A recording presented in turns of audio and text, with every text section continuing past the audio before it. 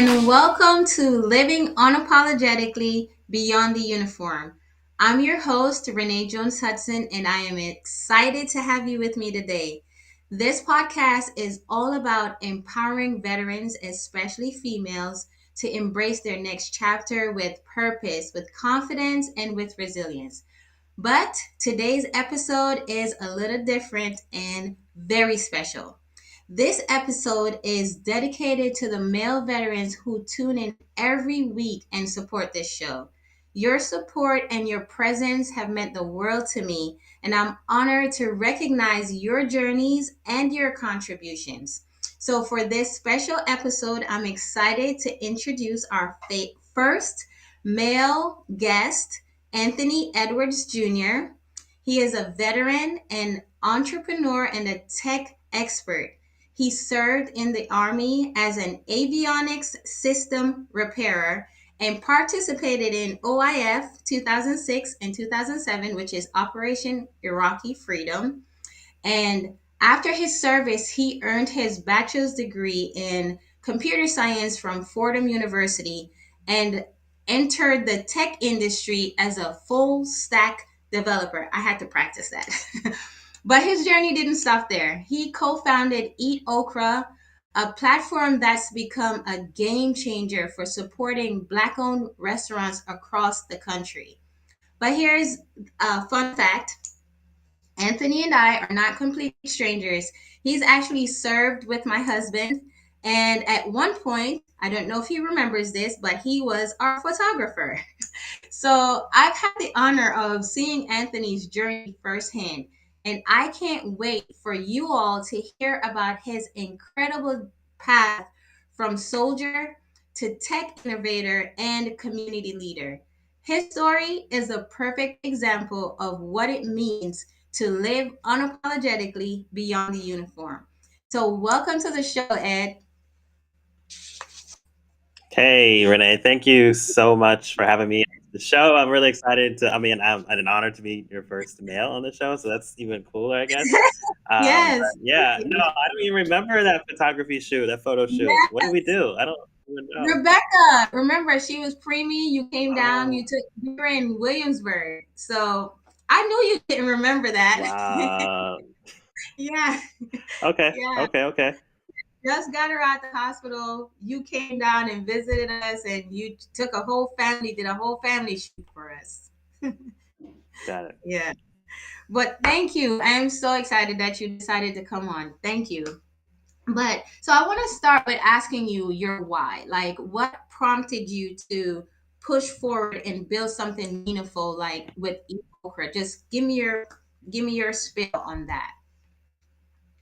Yeah, I think for me, it's just post the military, I wanted to make something. I wanted to continue to build something for my family, be a part of something bigger than myself. So I've always strived for that and looked for that. And moving in with my wife and her planting that seed, why don't you build an app for us to find Black owned restaurants? It was almost a no brainer. So I took on the challenge and like here we are today. Yeah, I remember when you asked me about Jamaica. I was like, I don't really know too much about the restaurants, but I remember when you started that research for that. So kudos to you though, because you're here now, doing big things.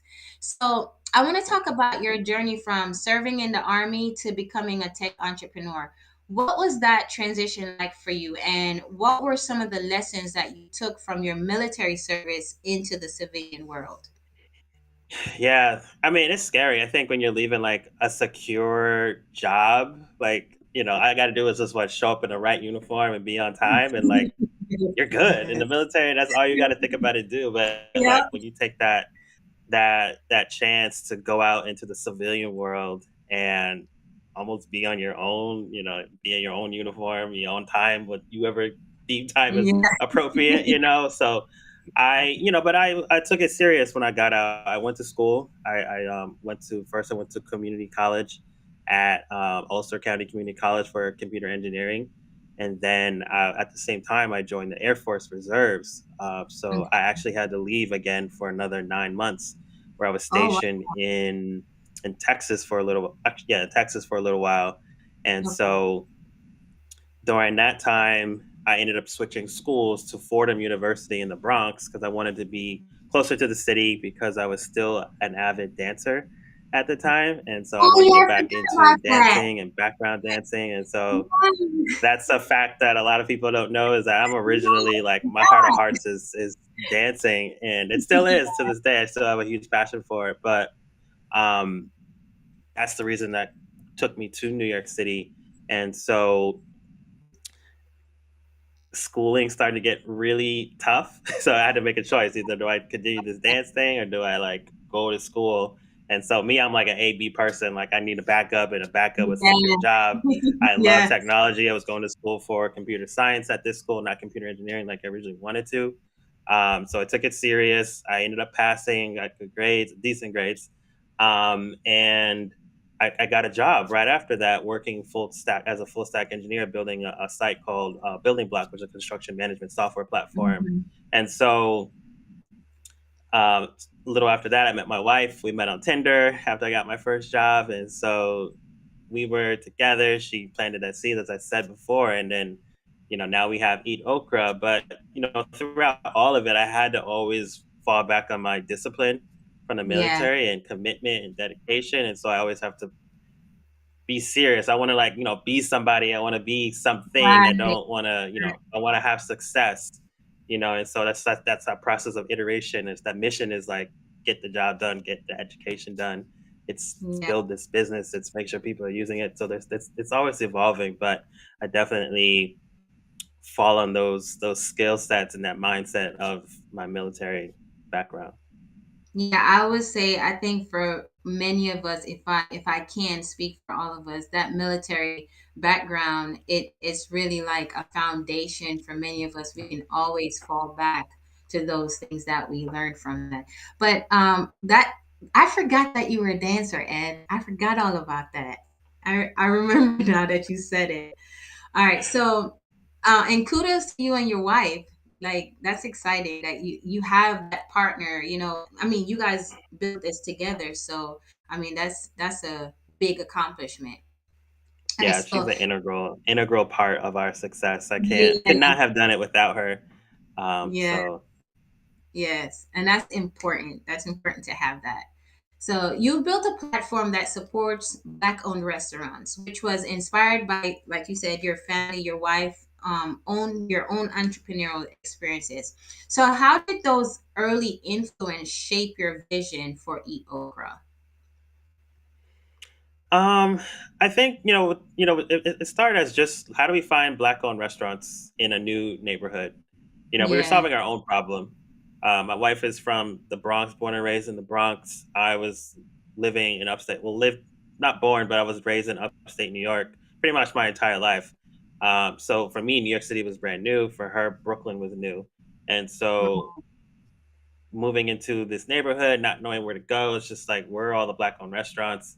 It really wasn't a category in different apps back then. You'd have to like look through articles, or maybe somebody would mention it on a blog or a post or something like that. But there wasn't many listicles or articles out there to find restaurants. And so it was 2016 at the time. It was like, why don't we have an app for that? And so we built it, and so really it was just supposed to be a discovery platform for folks like us who wanted to find black owned restaurants in new neighborhoods or in the neighborhood they already lived in, but don't ever explore or think to Yeah. find out where all the black owned restaurants were. So we were solving that immediate initial problem, but then it became like, oh, there's so much more to entrepreneurship as I was going through the journey of being an entrepreneur, but also learning what the restaurant owners, Yeah. chefs, managers, like all the problem sets that they have. And so we started learning, meeting new people throughout this journey who could provide this kind of access and education and resources and coaching mentorship. And so we started to just put all those pieces together. And we started building this platform where we're now just sharing this information out, making sure people know about these grants and opportunities that are happening. How do you get into JFK, Port Authority? How do you get into concession? How do you scale your food truck, scale into different restaurants? And so we continuing to do that work, and we do a lot of work, around events and emails and stuff, the resources. So we continue to do that, and we really just want to make sure we're always thinking about our community first and Yeah. bringing them along with us on this journey. Yeah, I really love that though because you guys saw a gap and you decided to fill it. But then it started growing, it started evolving into much, and you realize there's more gaps to fill, right? And even though you can't fill all of them, you can at least fill some of them, and somebody else could build on it if they need to. Exactly. Yep. So there's been a noticeable shift in the empowerment of women, especially women veterans, over the years. So, as someone who's built a platform with community in mind, what's your take on this movement? And how do you see it impacting the broader veteran community? You can't go far or scale far without women on your team. Period. uh, my Good team, answer.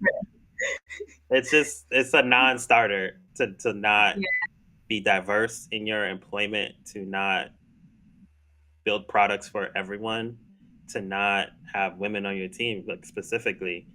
yeah, Um, we have like a bunch of women on our team right now, and they're like fabulous and great.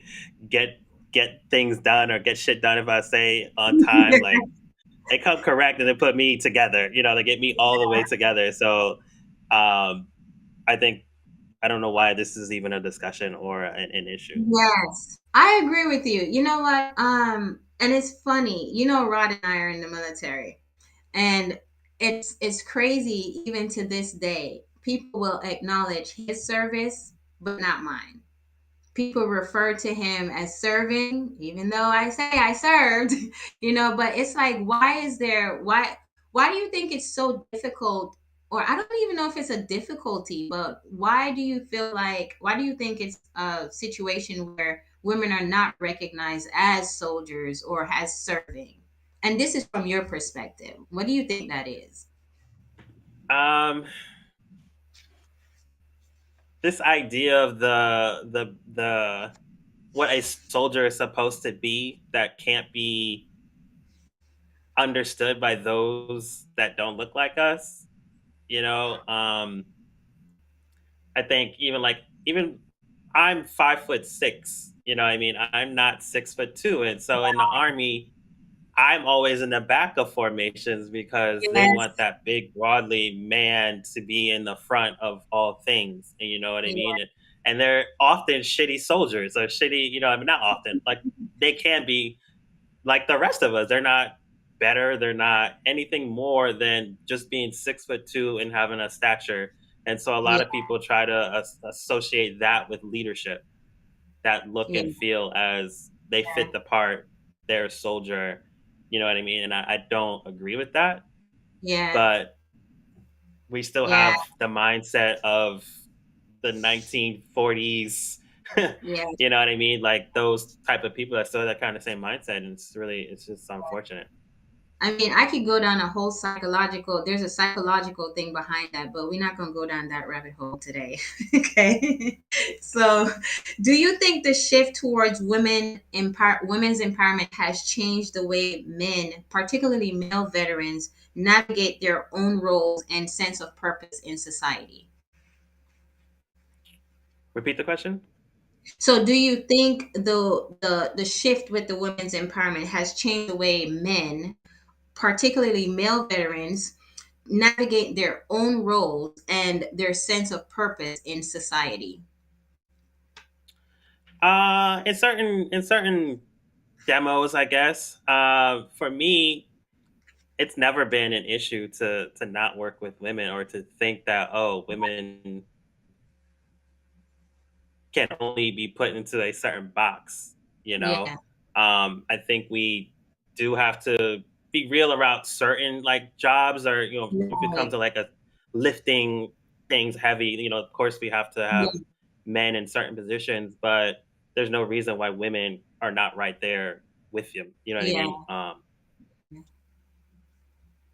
And I think with our military background too, like there's a lot of things that I've done that probably people wouldn't be able to see me doing as a female, like in the multiple lifting tires, changing tires on Yeah. trucks and everything. So, I mean, I think a part of that too is that's why I love the military, because it brings so many backgrounds, so many different, people together, and you get to experience their ethnicity, their backgrounds, their skill set.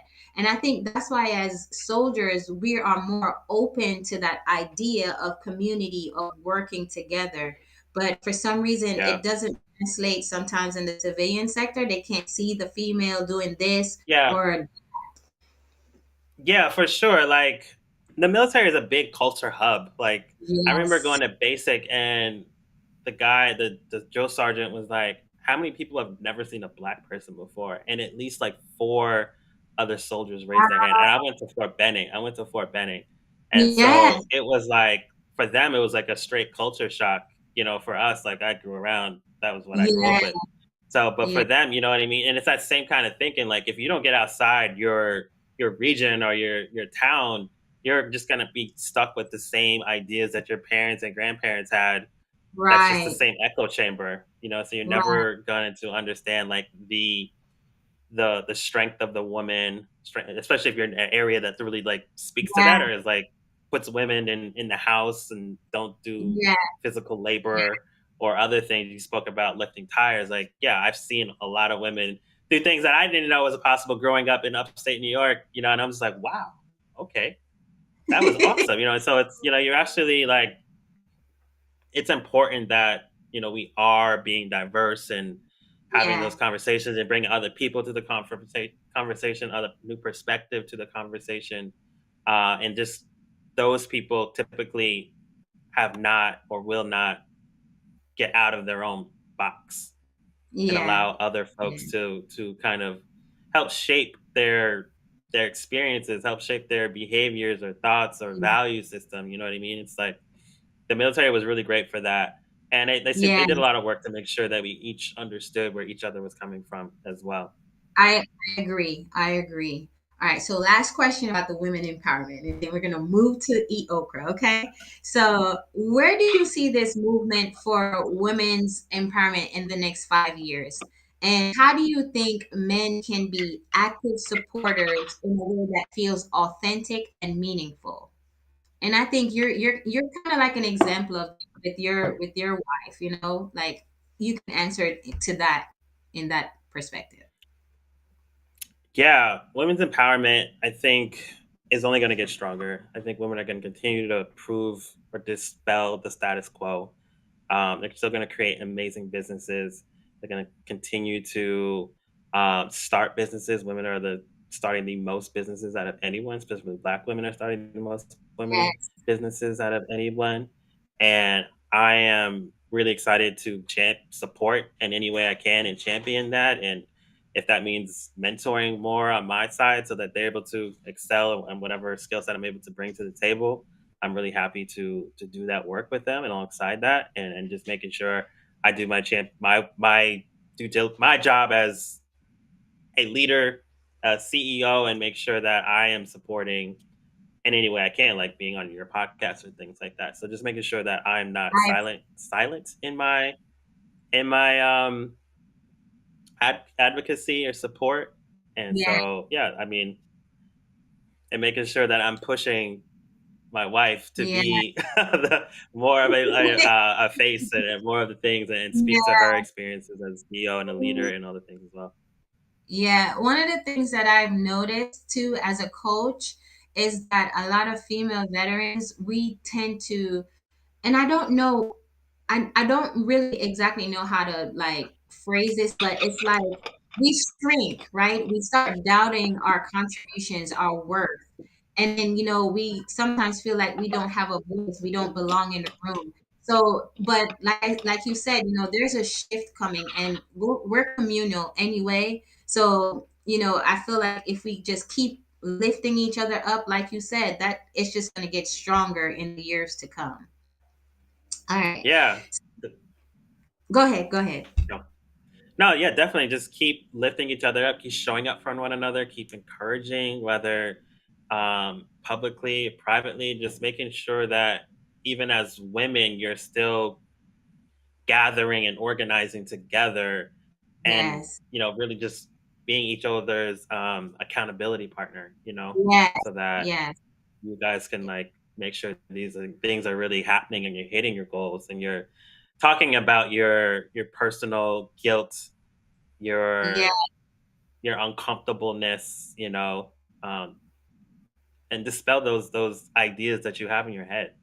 Yeah. I will say this because I've had to get intentional about being a part of community. You know what I mean? Mm. I have the tendency to just shrink myself. So I have to really sit there and say, you know what, you have to get out. You cannot do anything sitting in your basement office. You got to get out, you got to meet people, you got to network. So I get that. But I know the struggle. I understand, the reservation. It's different from the military. It seems so easy in the military, Yeah, but get out here and it's intimidating. yeah. That box gets a lot. The amount of people gets a lot bigger. In military, like I say, it could be super easy, but if you're really, and even at some point in the military, if you're really trying to like gain like rank, things like that, you got to get on the Yeah, more political side, and so yeah, there is that, but a lot of it you can just kind of just coast through in the military. yeah, definitely. All right. So one thing I admire about Eat Okra is how it highlights the importance of connection and community. How did you cultivate that sense of helping, of belonging within your platform? And what advice would you give to veterans who feel disconnected after leaving the military? Yeah, I would say if you're disconnected, definitely find your tribe, your battle buddy. Keep in touch. I still have my group of battle buddies that we have a Facebook group. No, we just have a text group Your together phone where child. we're occasionally, yeah. So we're occasionally in those groups. So definitely make sure you're staying connected to those important people that in your life that really help shape probably your military career. Um, Yeah.